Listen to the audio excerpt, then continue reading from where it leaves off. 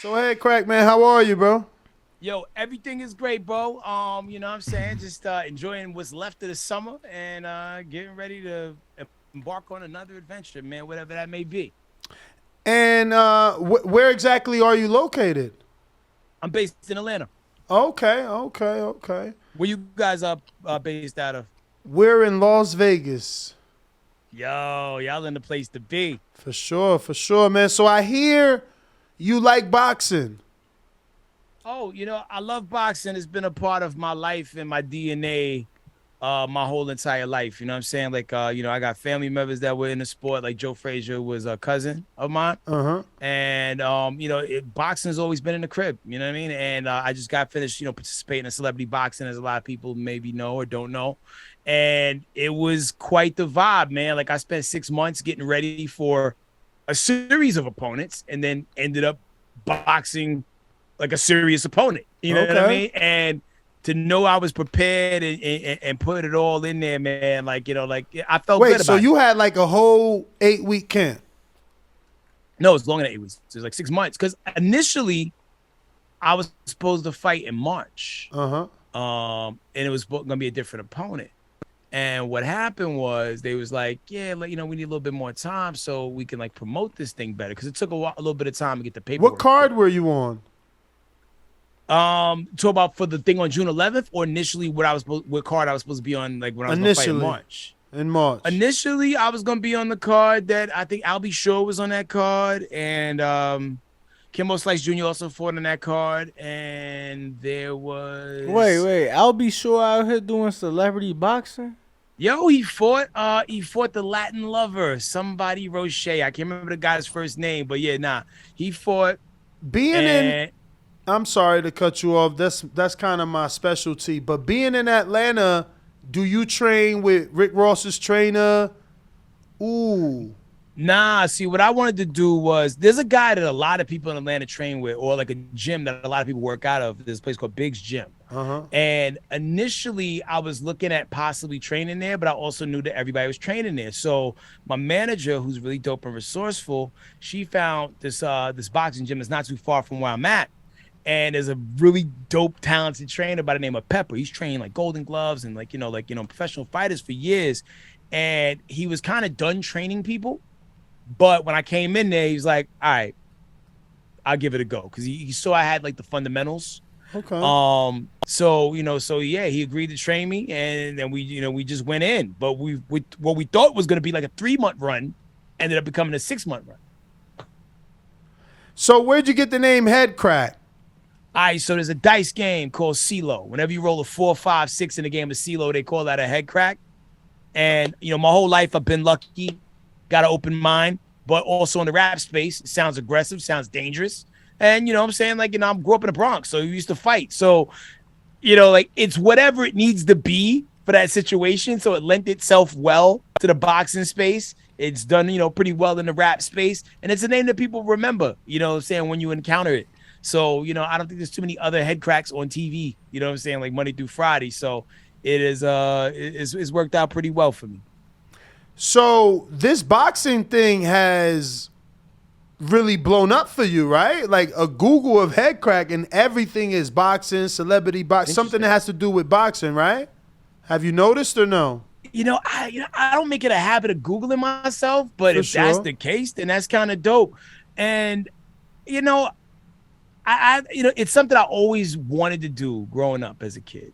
And to be able to say that I've done it, I don't know. I'm kind of itching to want to do it again. And because like initially I said it was gonna be like a one and done kind of scenario because it required so much time and so much bandwidth. Mm-hmm. But now I'm like kind of now operating in a headspace where it's like, if I was to do it again, who would I do it again with? I don't necessarily want to work as hard as I did last time because when I tell you I stopped doing everything to prepare for that fight, Yeah. like I wasn't working on music, like I was initially like, starting to like, dabble in and stand up as well. And I put all of that stuff on the back burner because mentally you got to reprogram yourself to be kind of a different animal. You Yeah. can't eat the things you want to eat and it does require attention. And I think that's why it worked out the way it did, because if I took it lightly, as I've watched a lot of people do, I could have been staring at the ceiling that night. For sure. You know what I mean? And like and the last thing you want to do is be a meme or a punchline in a bar. Like, like I remember when Nate Sticky Fingers had a Robinson, rough man. night. You don't want to be Nate.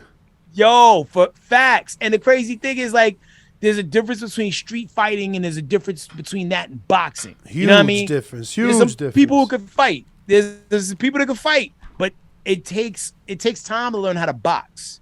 And even in my first times going in to spar, because that was a major component to my training, it was the fact that I was going in there sparring. Mm-hmm.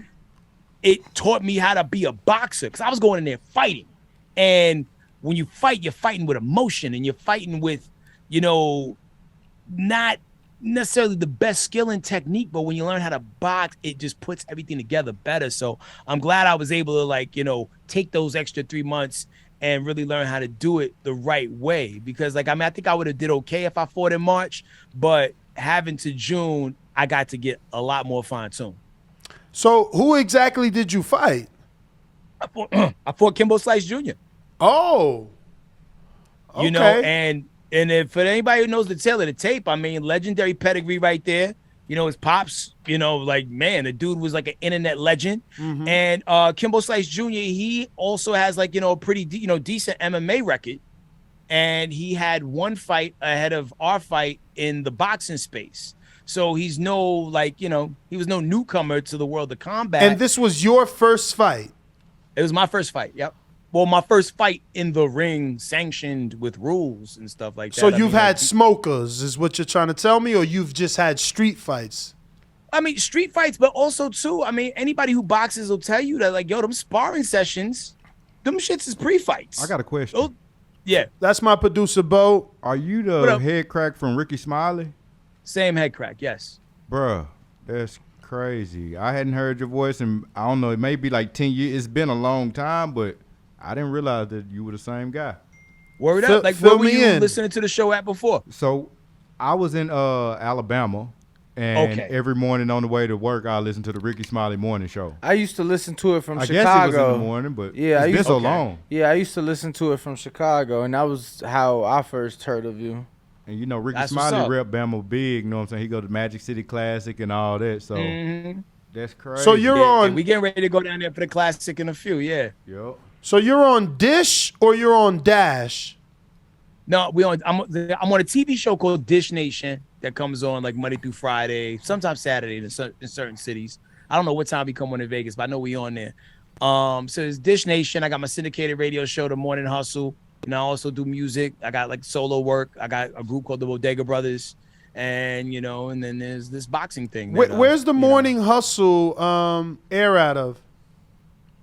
We're based out of Atlanta, but we're on in 30 plus markets. So you can hear us in Philly, DC, Dallas, Oklahoma, Cincinnati, Indianapolis. Throw a dart in middle America and a lot of places in East Philly. We're in a lot of places. And you can download the app and listen to the show in real time as well. Okay. How long have you been at it? I've been doing radio, man. 22 years. Wow. It don't you look feel young. like it. Yo, I take care of myself. I don't stress out over things, man. Moisturize, all that good stuff, man. So For sure. when you really love what you do, man, it don't really stress you out. Because for the most part, it is fun. Amen to that, there's man. politics that come with the game, but but I also got into it really young. You know what I'm saying? There wasn't really too many people that was my age operating in radio the way I was operating. But I went in with I don't want to say aggressive mind state, but I came in with a vision and a plan and just talked my way into a gig with me and two of my homeboys. And that's how we started doing a night show out of Dallas. And then they took me from the night show and put me with Ricky Smiley in the morning. Show got syndicated. Then we stumbled across the TV thing. And then, many years later, they said, hey, how would you like your own show? And we'll syndicate that. So here we are in 2022. That's amazing, man. God bless.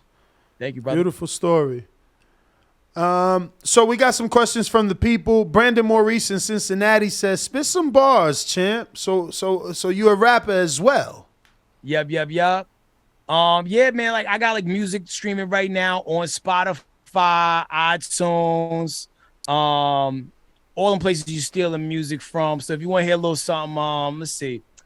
For you crown wearing title holders, hand it over. Dead body standing over. Champ is over. Drag them like Drago, dragged Apollo. Shallow graves now await anyone who follow. Your brain and chain hollow like them shiny bunnies on Easter. If you're ishwhack, I'm charging double for features. My reach is fantastic like that Marvel guy, model fly. Shoot, I might bring back Carl Kanai. More skills than a divide grab, my bad. Too confident to mumble, your rappers just sound sad. Fade any fad when made mad. Thunderclap rap, make a train in a plane crash. The same as it ever was. You dead bug with no buzz, still throwing joints like boxers in golden gloves, used to rolling clubs, type driven, Mike giving kids business like Mike Givens, make 3 words a life sentence to spike interest. Not from Minnesota, but I'm on some Viking shit. It's that machine gun rap. Yeah. That's the best one thus far out of all the freestyles we done had. Yeah. I can't even feel like that was a freestyle. That was just a verse from the song. That had a lot of East Coast feel to it though. That's that old school. I was hearing like Shaheed. Cormega. Like your voice sound like Cormega. I'm like, man, he from Queens. Yo, shout out to Staten anybody Island flow. referencing Cormega. Like that, you a hip hop head. You already know you're drilly. I mean, I'm originally from the Bronx, New York, so like there's always gonna be a little bit of an East Coast lean to like what I do. You know, that's the crib, that's home. And yeah, I mean, like a lot of that stuff you named it raised me. AZ, Nas, Mobb Deep, all that stuff. I was gonna say AZ too. But I obviously training in boxing, you gotta be a boxing fan. Any of these fights you excited for? Mind you, Man, Ness, hold on. Okay. This is the sports guy from the Ricky Smiley Morning Show, so they would go to him for like all the sports that stuff. is not true. You talk about Rock T. Rock T. Ah, I was like the hip hop news, pop culture, entertainment guy. So you don't know boxing? No, I know boxing. Okay. That's what I'm here. You know what I'm saying? Like, I definitely know boxing. Like I was excited about the damn Jake Paul and Hakeem Rahman Jr. fight that was supposed to happen this weekend. That got canceled this weekend. Like, yo, that like, and I was like looking at fights because I felt like if there was anybody that was going, beat him down, it was going to be Hakeem Rahman Jr. I was going to go to the fight. Yeah, we had Hakeem Rahman Jr. in studio the day before the cancellation, man. So it was devastating news to us because he sat here and told us that he was on track to make that weight. And like you, I was excited and interested. Jake was answering the call. He was finally going to fight a real boxer. This guy, like you just said about Kimbo Slice Jr., Hakeem Rahman Jr. has pedigree. The blood that goes through his veins is that of his father, who was a legend. So I was all in, man. I hate that it got canceled. Me too. And, and people say what they want to say about Jake Paul, but the problem is y'all actually gave him time to learn how to fight now. Word. So now you kind of have a problem. You know what I mean? Like you had, and I know he's going to handpick his fights because at the end of the day, that's what ASOS do.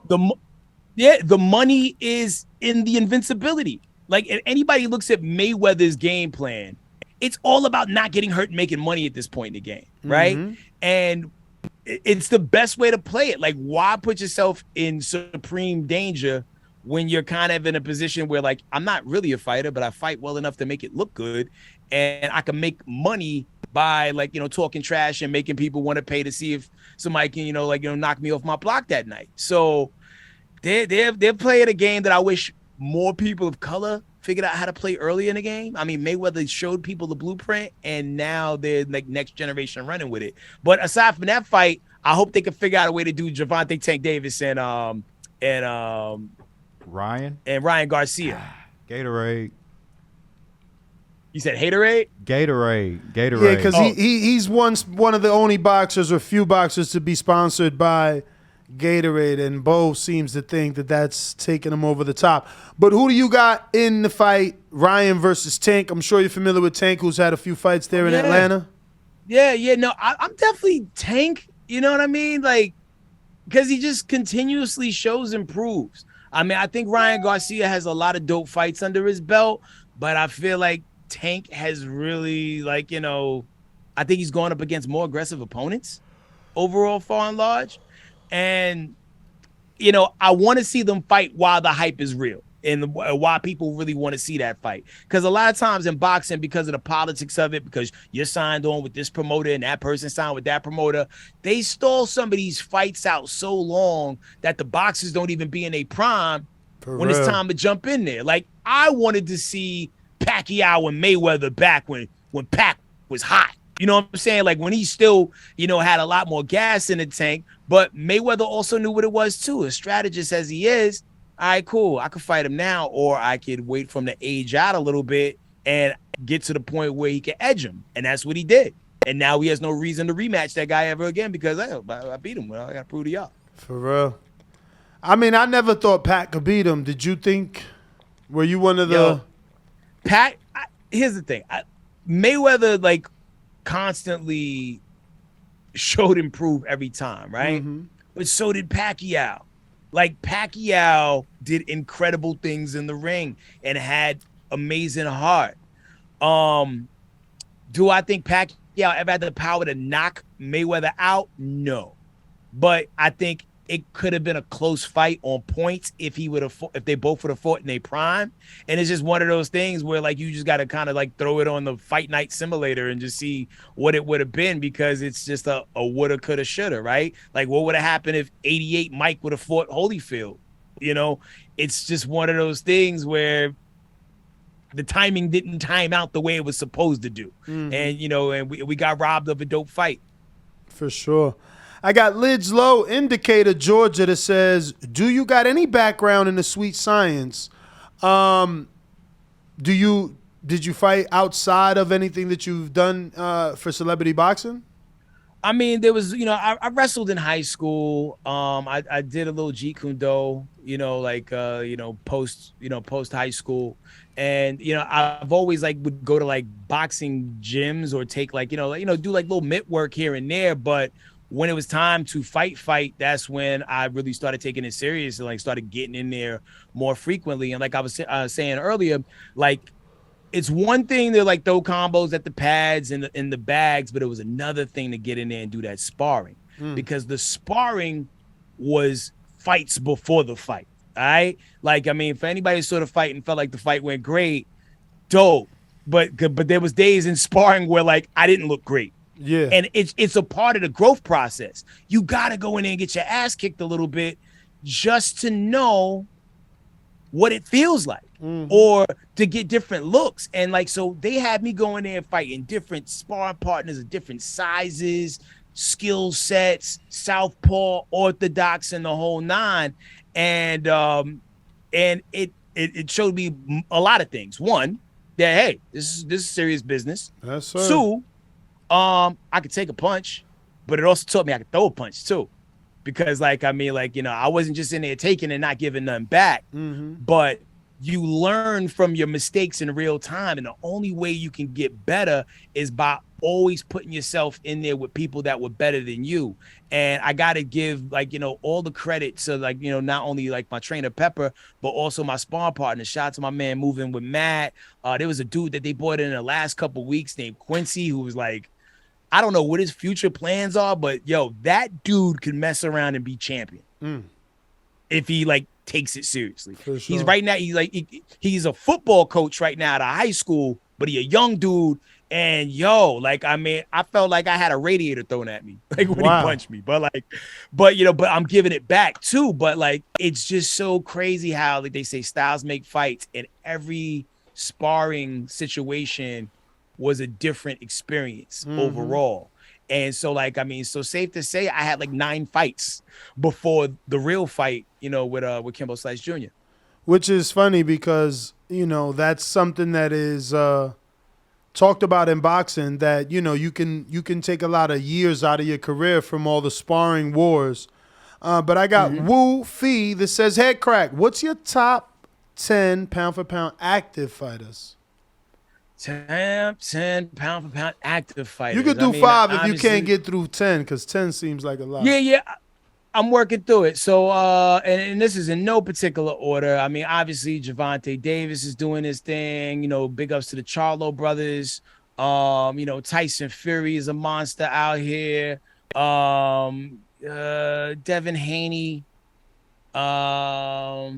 Who else still out there cooking? I mean, for better or for worse, I mean, Mayweather is still somewhat active. I think he has a fight coming up with Conor McGregor, so you still got to throw him in the mix. Um, those are mostly the because like I was such a big heavyweight fan, and the heavyweight division is a little cuckoo right now. Yeah. You know, yeah, so I'm just gonna throw those names out there right now. It's a really interesting spin. There's a lot of new people coming in, making the sport interesting, but those like really big blockbuster fights have been really few and far in between. Nah, I agree, man. I agree. We need a big fight. I got James Valdez in San Antonio, Texas. He says, "What's the last song you jammed to today?" Last song I jammed to today. Crazy thing is I didn't listen to any music on the way. Like when I got in the car, I was on the phone the whole time. I was listening to Royce the 5'9". Okay. He has an album called The Allegory. And yeah, actually, let me pull it up. Yeah, like whatever like the like track 4 was on the Allegory album, that's what I was rocking to. Like, yo, Royce the 5'9" is like one of my favorite MCs who like increasingly got better with time. You know what I'm saying? Because like as he continued to work on music, he started to be more personal in his music and his approach to music. So yeah, like so the last joint was this joint called Overcomer. That was the last joint I listened to, featuring Westside Gunn. Dope record, very dope record. Okay. I got Big Casual. He says, if you could get free tickets to one of these two fights, which one would you attend? Tyson Fury versus Usyk for undisputed in the heavyweight division, or AJ versus Wilder for no title? Okay. This is a wild, because I went to the Fury Wilder fight, the last one, right? And that was a great spectacle. And Tyson Fury is exciting to watch. So is Deontay Wilder. This is a good question. Damn, man. And Joshua nice too. And I don't want to say he washed, but damn, I don't want to watch two guys who like are kind of like in a weird space. I guess Fury and Usyk. Hey, it was hard. And I feel like I'm going to think about that later and be like, but Wilder, though. That's what makes Wilder exciting. Like, you know, people say what they say about his boxing skills, but it's the wild cardness of the fact you never know where his punches are coming from, and the fact that he's not your classical boxer that makes him entertaining to watch. And Joshua, I don't know what the hell's been going on, you know, in the last few years, like, you know, just with the spottiness of it all, though. But because I was really looking for him to have a long run, you know, at the top of the heap. And, you know, sometimes, man, when you take your first loss or your second loss, that invincibility cloak wear off. It's like on Super Mario Brothers when you get the star and you glowing and you can run through the turtles and stuff like that. That all of a sudden, like, you know, you ain't glowing no more. They're like, yo, we know how to beat this guy. It's kind of like when people started figuring out how to beat Roy Jones. It changed, but I don't know if it was as much as people figured out how to beat him as much as Father Time caught up with his main weapon, which was speed. Like when all you got is speed and you ain't blocking because you that fast, but time catch up to you, so them punches. So it's wild, but yeah, Fury Usyk, I guess. I got the best dad ever, all the way from Baltimore, says thanks for blessing the best boxing channel in the world. You are one of the best radio personalities in the game. Thank you, my brother. Appreciate that love. For real. I got so much love for B-More in the whole DMV area. For sure. Well, Headkrack, man, this weekend, Virgil Ortiz will be taking on Michael Mickinson. I'm sure you never heard of Mickinson, right? Never heard of Mickinson, but I am very familiar with Virgil Ortiz. Okay, so, I mean, you're going to go with Virgil, obviously. We all going with Virgil around these parts. July has been a pretty slow month for boxing. We're hoping that August picks up. So there's not many big fights to talk about. But before you do go, I at least want to, you know, I got to poke the bear because you didn't bring up Earl Spence or Terrence Crawford in the pound for pound. So are you interested in that fight if it happens for this year? I'm very interested in that fight because those dudes are the disruptors in their division, right? And the crazy thing is I like them both equally. You know, it was almost like when when Lewis fought Tyson, I liked them both, but somebody had to lose, right? And I don't know who I got in that fight. I've interviewed them both. I really rock with both of those guys, man. But I just know, like, for the sport, it has to happen, right? Word. Like, who you got in that fight? Ooh, no real way to know who, man. That's just one you got to see. Honestly, man. Right. Both of those guys have been so dominant. You know, you just got to hope that it happens this year, and you know, no one gets to use the excuse that anyone got old. Yeah, you know, because, like, you know, another fight that I saw where it was like, yo, this is way too late for this to happen. When I went to Vegas to go see Bernard Hopkins fight Roy Jones Jr. the first time. Or was it the second time? Whatever the one was where it was like 2009-ish, 8-ish.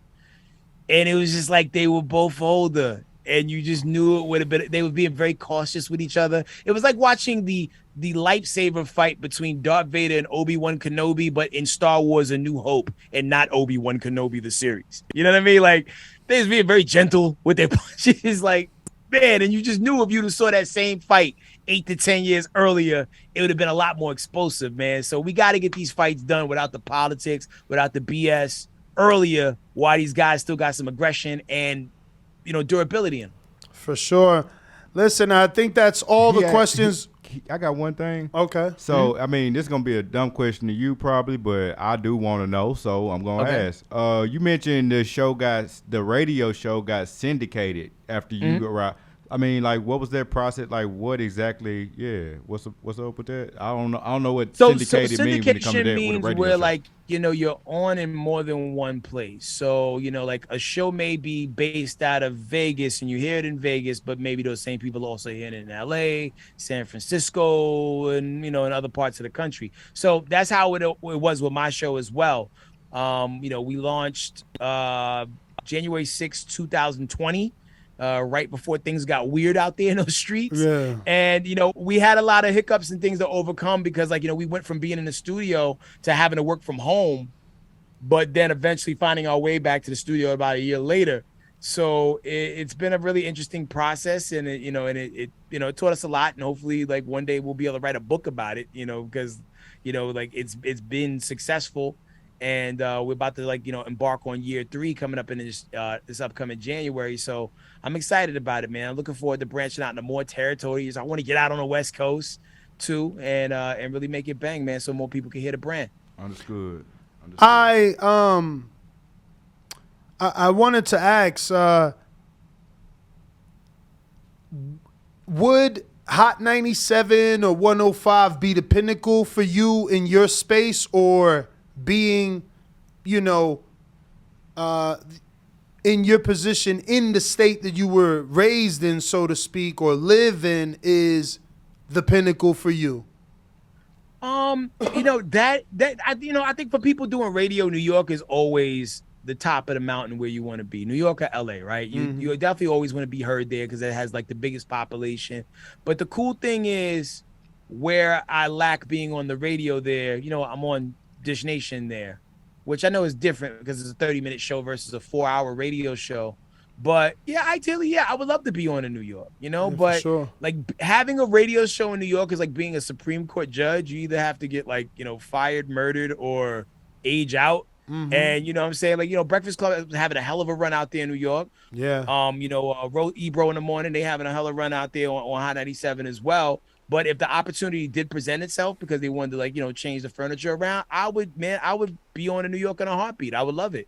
But, you know, those are companies that are outside of the company in which I work for. So they're probably looking to curate their own talent from within to put them on there, because that's just kind of how some of these things work sometimes. But, you know, never say never. Maybe I might switch teams and end up working for a different company, and then that's how we, you know, end up over there. But I would love to be home in New York, man, because, you know, it's home. But at this point in my life, I am just as much New York as I am Dallas and Atlanta. For sure. Nah, reason I ask, man, is I pull a lot of inspiration from Charlemagne the God. I love, you know, the Breakfast Club in the morning. And, you know, you being from New York and being in that field, Just wanted to ask. But if you can, please give out No your doubt. social media. We do appreciate you taking out the time to join us. And we'd love to get you back. Definitely love to get you here in our studio and show you our facility whenever you're in Vegas. 100%. Bro, I'm going to definitely make sure we reach out because I'm always looking for something to do when I'm in Vegas. So that's a go. Green like that off top, right? For sure. Yo, you can follow me on all social media, HeadKrack. And not for nothing, man, check out my Spotify channel.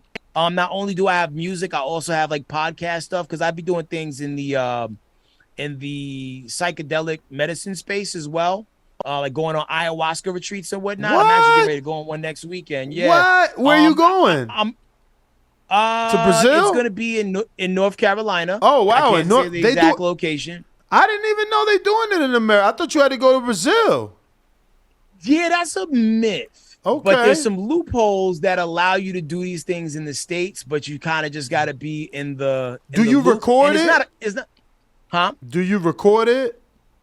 I don't, but I do. The closest thing I did to recording it was when I did my first ayahuasca retreat. I did an Instagram live after my second ceremony, and I was just talking about just all the things that I experienced in the previous night. And I dedicated like 3 podcast episodes to it, which you also can hear on Spotify. But it is a life-changing experience. And it's not something that I would recommend for somebody to do just for the sake of going to do it. You have to kind of have purpose in going to do an ayahuasca retreat. What was your purpose? You just extended this. My mother passed. Oh, okay. I was and I just My started, condolences. having. Thank you so much, my brother. And I was, just starting my own show, and it was like a heavy load. It was a very heavy load for me to deal with at that time, and I just wanted to get answers to, was my mom okay? And But wait, so who you asking these questions to, and who's answering? So as crazy as this is gonna sound, right? Yeah. Everybody's ayahuasca experience is gonna be tailored to their needs, right? So let me tell you, I talk to God. Okay. And God, because like the thing is, depending on what your ayahuasca journey or path is, you will suffer what they call an ego death. And a lot of people who have gone on ayahuasca retreats will talk about the ego death. It's also the reason why Chris Rock has named his current tour Ego Death, because he also went on an ayahuasca retreat and it's changed his outlook on life. And I just got back from checking his show out last week. It's Chris Rock's best work in years. Like my man is dialed in. But you're gonna have an experience that you may have a hard time explaining. But the takeaway from me is, this thing we're experiencing right now, this physical experience, this is the pregame. This is the pregame, right? And everybody that you know and love that has passed on, they are truly living their best life.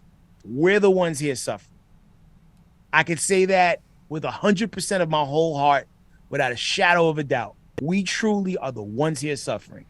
And when you think about your things that people aspire to do, or like feel like the goal is like, I'm gonna live a long time and make a lot of money. Yeah, that's cool and all, but we all have a higher purpose. And when you find what that purpose is, your eyes will be a lot bigger. Your intention and the way you move is going to change. Because I thought like I was supposed to change the world with my raps. And no, that's not it. I'm supposed to be a healer. And I'm supposed to learn how to be a better healer. Like healing in the way that people used to heal people in books that you read about. Because all these things are possible. Like, are you a Marvel fan by any chance? Absolutely. Out of all of the Marvel things you've seen, which one seems the most far-fetched and ridiculous to you? Fuck, man, the talking raccoon, Guardians of the Galaxy. There's a lot of far-fetched stuff. That's too vague. Okay. Word is born. Okay, I got you on the talking raccoon for real. But Doctor Strange. Okay, multi-universe. Doctor Strange is more rooted in reality than everything in Marvel. And that's the one, like, on face value seems like it's more outlandish. There's so many things that we are capable of as human beings that we don't do because we're not tapped in, because we spend so much time looking at our stupid phones, and we don't like spend time like meditating, sitting in silence, trying to figure out like how to use the rest of the tools that, you know, God gave you, you know, between your eyes. You know what I mean? Like, you hear about people talk about their third eye. It's truly a real thing. And very few people know how to really access it and access those abilities. Have you ever heard of remote viewing? No. Bro, like, yo, for everybody listening to this podcast, write some of this stuff down. Remote viewing. People who can remote view, I can write down some coordinates and hand them to you. And if you're a great remote viewer, without me telling you where the location is, you can tell me everything about the location. And it's a skill that you can learn. There's a skill that you can go to school to be taught for. People in the FBI and law enforcement use remote viewers sometimes to solve cold cases and crimes that they can't figure out. Not everybody is 100% capable, because, you know, like our skills and abilities get dulled over time due to these like different gamma rays and radiation things that are floating through the air, all this Bluetooth technology, microwaves, and the whole nine. However, some people know how to like resharpen those skills and decalcify their pineal gland so they can use some of these skills. Also, another thing to look into is astral projection. One of the things that also led me to ayahuasca was when my grandmother passed, I would astral project and be able to still communicate with my grandmother in a common space that we both felt safe in, which is her apartment in the Bronx when I used to live with her. So, and I tell some of these stories too in the podcast. There's so many things, man, that we are capable of, but we're just so distracted. We're out, like, you know, making money, working for the man, or just trying to see what's going on Headkrack, I hate to cut you, but I know you gotta go. It is limited. So, understand, brother, but we do want to get you back, and we have an amazing facility that we would love to have you come to and just tour. And if you have the time, sit down in studio and do it again. Consider it done, my brother. I appreciate your time, your energy, your support, your love. Shout out to the world's greatest boxing podcast. See y'all again soon. Appreciate you, man. There you have it, ladies and gentlemen.